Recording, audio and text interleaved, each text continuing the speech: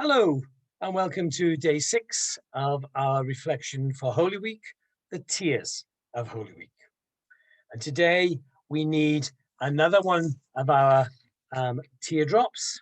So this is the 6th one, which will go onto our display. And today we're going to put on some herbs. So I've got some basil and some bay and some rosemary.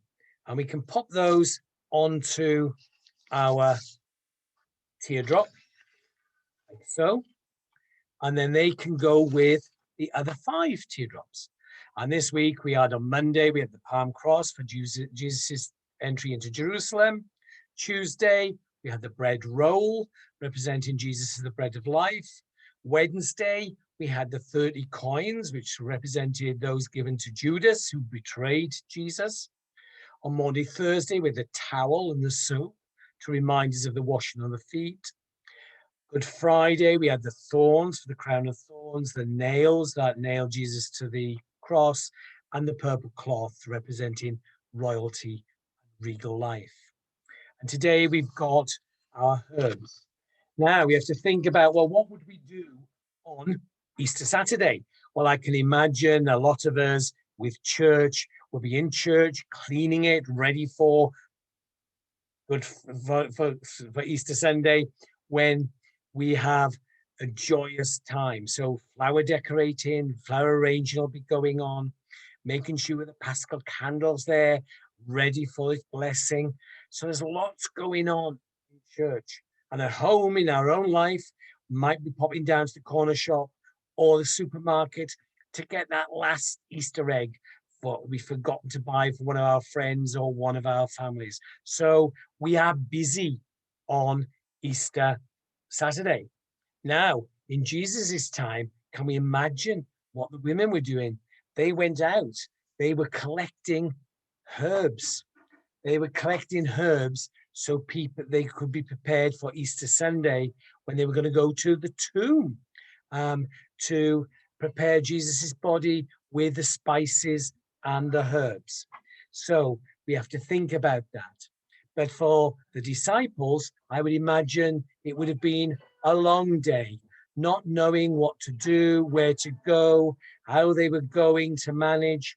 Suddenly, their whole life had changed. I guess in many ways, people who've been made redundant or have been furloughed have a bit of a feeling like that, I think.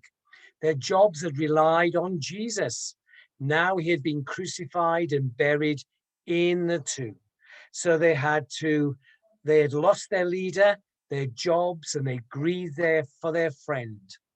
All human emotions can relate to how they felt. They felt alone, bereft. And again, especially in these days, we can empathize with them. And the women had the task of going out and gathering the herbs to anoint the body that they were going to do on Sunday morning. And they couldn't do it on Saturday because it was the Jewish Passover. So preparation then for what was to come. But what was not to come was what they expected. But for now, on this Holy Saturday, they waited and they prepared.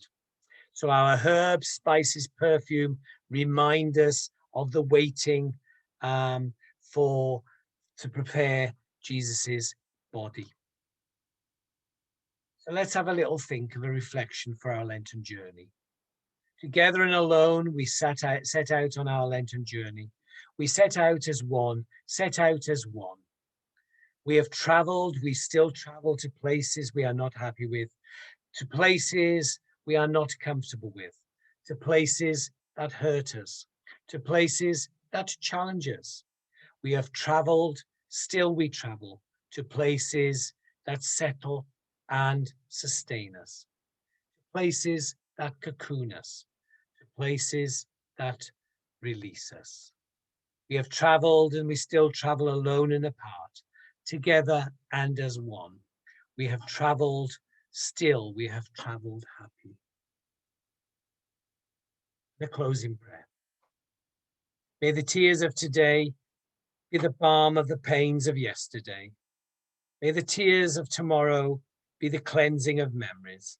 May the tears to come be those of joy and laughter, and may the risen Lord go with us.